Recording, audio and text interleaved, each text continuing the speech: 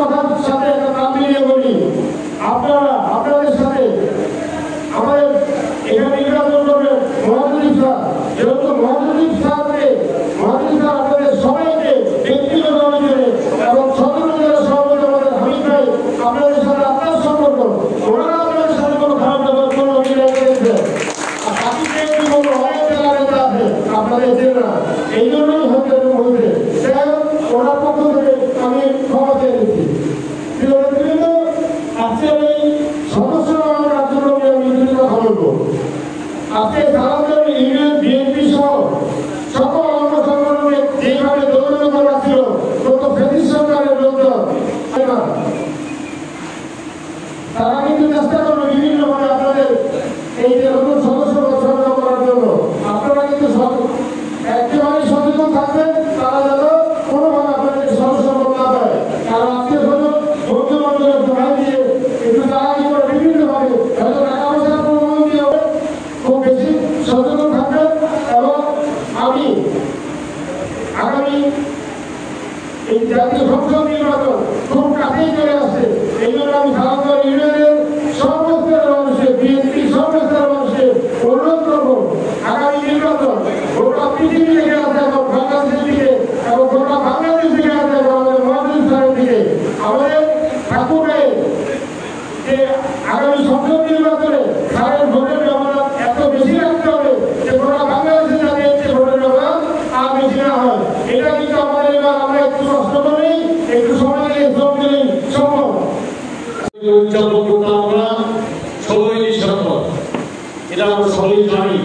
আমাদের হৃদয়ের সঠিক আমরা যেহেতু দেশে আমাদের জন্ম হয়েছে, আমরা এই মাটিতে বড় হয়েছি, এ মাটিতে পড়ালেখা করেছি, বিচরণ করেছি। এখানে বিচরণ করতে করতে দেশের প্রতি আমাদের যেহেতু জন্ম হয়েছে, মা বাবা আমাদেরকে এখানে বড় করেছে, লালন করেছে।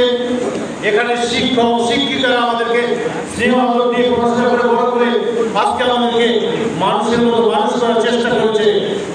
তাই এই 16ই ডিসেম্বর, এই 26শে মার্চের প্রতি আমাদের যে ভালোবাসা হৃদয়ে রয়েছে, এটাকে আমাদের মৃত্যুর আগ পর্যন্ত আমরা বলতে পারবো না। বন্ধুগণ,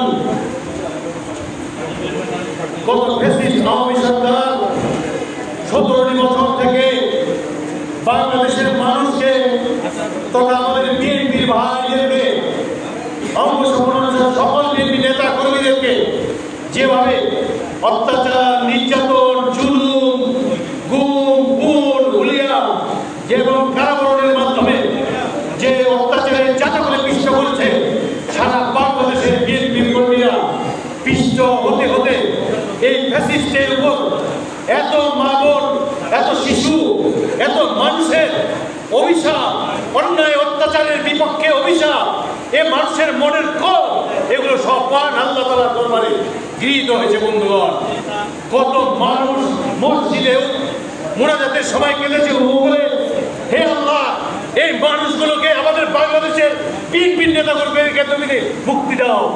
আমরা এই ফ্যাসিস্ট আওয়ামী সরকারের চাঁদা করে পিষ্ট হচ্ছি, আমাকে মুক্তির ব্যবস্থা করে দাও।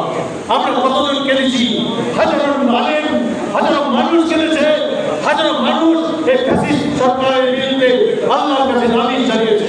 আপনারা সকলেই জানেন ফ্যাসিস্ট কিভাবে অত্যাচার করেছে, আপনাদেরকে বর্ণনা দেওয়ার কিছু নেই, আপনারা প্রত্যেকটা সাক্ষী। তাই বন্ধুগণ, যে অত্যাচার করে সে অত্যাচারী, আমরা অত্যাচার সহ্য করেছি, আমরা অত্যাচারিত, আমাদেরকে বলা হয় মাধ্যম, মাধ্যমের দোয়া আল্লাহ ফেরত দেন না।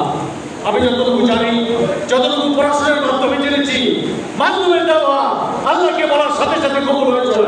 তাই তো আমাদের দেশ নেত্রী বেগম খালেদা জিয়া, যেদিন তাকে এক কাপড়ে বাড়ি থেকে বের করে দেওয়া হয়েছিল, তার 40 বছরের সংসার করা বাড়িকে আপনার দুর্নীতিচার দিয়ে বেঁকে দেওয়া হয়েছিল, তার একটি সন্তানকে অত্যাচার করে মেরে ফেলা হয়েছিল, আরেকটি সন্তানকে কবর ভেঙে দিয়ে অত্যাচার করতে করতে বিদেশে দেশান্তরিত করে দেওয়া হয়েছিল। সেই খালেদা জিয়ার থেকে অত্যাচারিত আমরা বাংলাদেশের কোনো বিএনপি নেতা করতে হইনি। তাই তার দোয়া, তিনি কাঁদতে কাঁদতে আল্লাহর কাছে দোয়া করেছিলেন যে বাংলাদেশের কোনো মানুষ যেন এই অত্যাচারিত না হয়। হে আল্লাহ, আপনি আমাদেরকে হেফাজত করুন। আল্লাহ এই দোয়াটাকে কবুল করেছেন, আমাদের সকলের দোয়াকে কবুল করেছেন। কবুল করে বাংলাদেশে অত্যাধুনিক ফ্যাসিবাদ সরকারকে বিতাড়িত করে সেই দিল্লি পাঠিয়ে দিয়েছেন বন্ধুগণ। আমাদের জন্য সুখের সংবাদ।